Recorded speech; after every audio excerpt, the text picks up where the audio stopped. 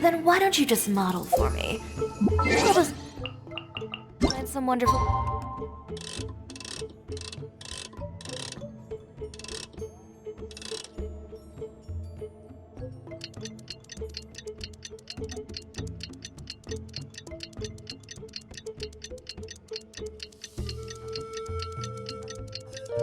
Those for you.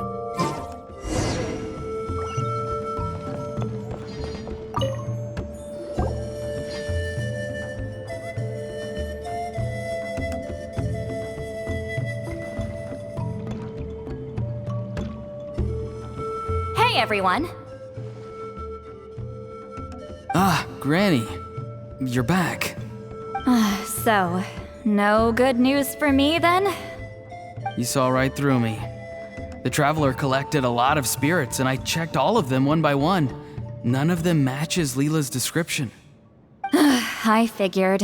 It was written all over your face. It's alright. I didn't exactly have high hopes for the needle in a haystack approach anyway. Leela's condition is still stable, but we're not really getting anywhere.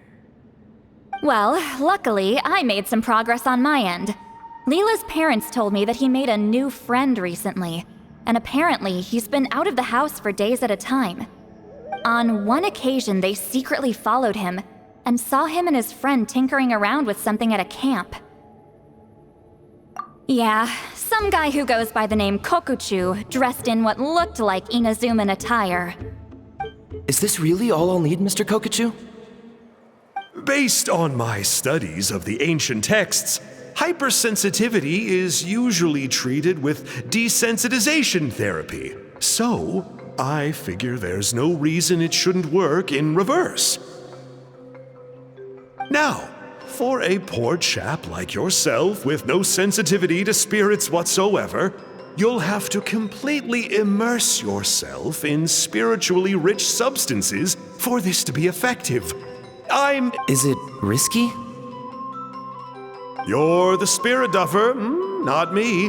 I'm sure you're more clued up than I am on the potential consequences of brute force clairvoyance. Ultimately, it's your decision. All right, but I do have one last question.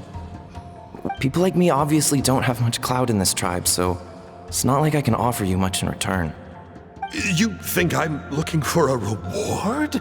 Oh, my good sir, take a look at my face. Isn't the answer written here clear as day? What? What's written there? Just a friendly guy who's happy to help. What? So some random guy from Inazuma just felt like helping Leela cure his spirit deaferness? Hypersensitization therapy, huh? What a novel idea. Could that really work? Not on Leela by the looks of things. It's anything but novel. Our tribe used to offer it as a treatment once upon a time. But it was so fraught with risks and had such an abysmal success rate that it was eventually outlawed. As for this Kokuchu fellow, I'm sure he has his own agenda. He conveniently disappeared right after Leela got into this mess. Leela's parents gave me the address of the camp, so I went and checked it out. There were clear traces of spiritual energy. And also, look what I found. What's this? A broken shard, probably from a weapon or some sort of ceremonial implement. You feel that? It might look old, but it has extremely strong traces of spiritual energy. Leela must have used this as his medium. It would definitely explain how a spirit duffer like him was able to trigger a clairvoyant experience. Wait, there's something else. It feels so familiar. I think this is somehow connected to my ancient name. Connected how? Is it like a shard of an ancient name? No, more like... I think this item might have belonged to a previous bearer of my ancient name. Okay, that's it. Granny's getting itchy clairvoyance fingers. I'm going to try using this shard as a medium. Cool, same as last time? The Traveler can use the Spirit Loom to record what you find on a woven scroll. Nope. Auroron can do the recording this time. Why? It's a safety measure. You have a better understanding of the spirit domain than the Traveler. If this really is a Sanhaj relic, you'll be better placed to deal with the fallout in the event that something goes wrong. See, Paimon? Told you Granny has a soft spot for the Traveler. Look at her not wanting to put her in danger. Meanwhile, I'm just a grandkid, so I'm expendable.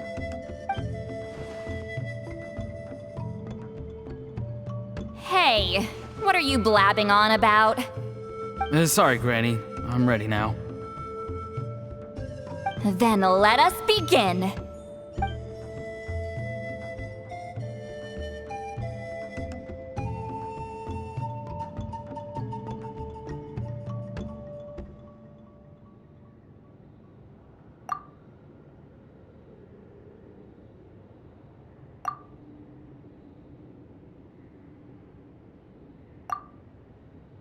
Alright, what's on the scroll this time? Looks like a broken bow covered in flames. Hey, don't you think one of the pieces looks just like this shard? You're right! It seems to be from the body of the bow. I saw a bow just like this in one of Granny's scrolls. Yes, it's the weapon Sanhaj used in the Battle of the Mare Javari. I guess that proves it. This shard is a bona fide Sanhaj relic. Good old Sanhaj. The relic's spiritual energy was fluctuating very strongly, but I wasn't in any danger at all. The Traveler probably would have been fine as well. Now that's a true hero, huh? Generations later and the stuff he used to own is helping to treat spirit duffers. I still think there's more to this story, though. Kokochu must have had his own motives beyond just treating Leela's condition. Well, okay, we saw the full bow just now, right? Maybe he wanted to see it too, so he could track down the other pieces. I don't know if he'd have anything to gain by doing that. Even if they're Sanhaj relics, I still doubt he'd have much use for a broken bow. Also, why use a spirit duffer in that case? You're basically setting yourself up for failure. Huh? Leela's body is responding! Let me take a look. I can sense a spirit being drawn to the relic. Looks like Granny's plan is working. Leela's spirit is being drawn to the bait. In that case, let me try again.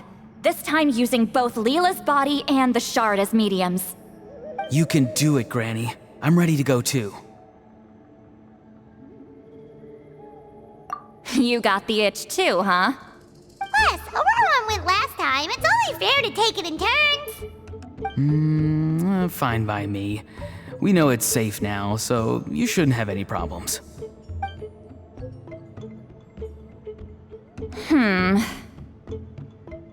All right, if you insist. Be my guest. Just let me know when you're ready.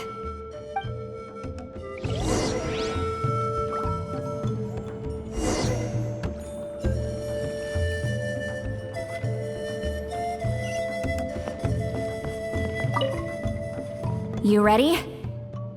All right, here goes.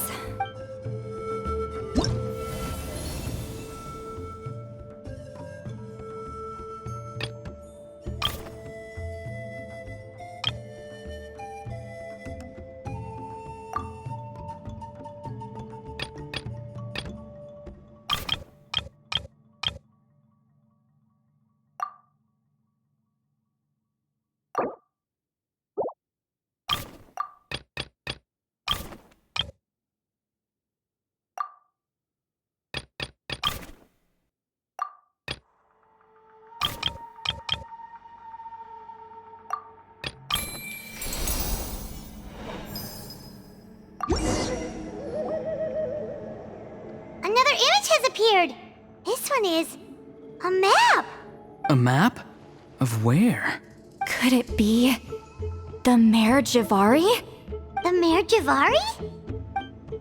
The Mare Javari was reduced to a desolate wasteland after that big battle. Or rather, it became known as the Mare Javari after what happened there. The ashes of the monsters and warriors who fought there covered the entire battlefield. Sometimes, bone-chilling cries would be heard from the depths. Other times, the whole region would become engulfed in towering flames, drowning out the cries. That place is full of untold dangers and mysteries. Over the centuries, the finest adventurers have tried to prove themselves by venturing in. Sadly, most ended up perishing there. That lasted up until around 20 or 30 years ago, when strange things started happening. People started speaking of an enormous dark creature the size of a mountain, roaming around inside the Mare Javari. And then, shortly after that, the whole region just completely disappeared.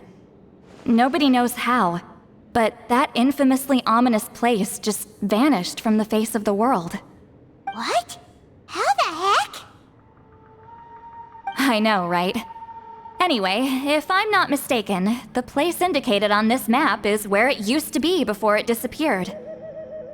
At the westernmost part of Natlan. It's a very remote location, far away from any of the tribes. There never used to be a settlement there, but there's more people since the Mare Javari disappeared. Anyway, that's just what I've heard. I've never been there myself. This is what age does to you. The older you get, the less adventurous you become.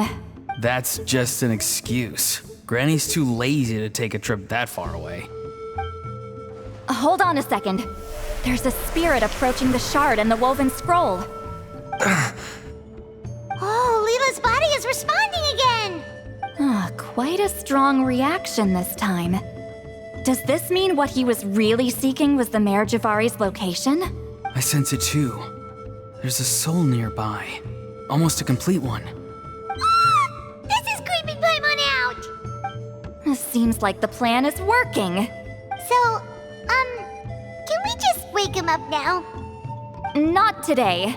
You might think bringing a spirit back into its body is like pouring water from one bottle into another, but it's far more complicated than that. I need to borrow a ceremonial sword and make some other preparations. It'll take me about 2 days. But don't worry, now that his spirit's returned, there's just one step left. Let's meet up again in 2 days.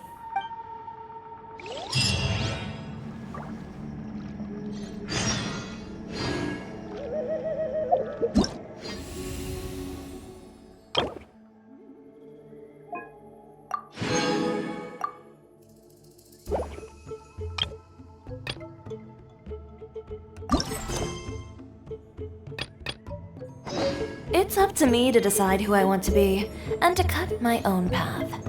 No one can tell me what to do.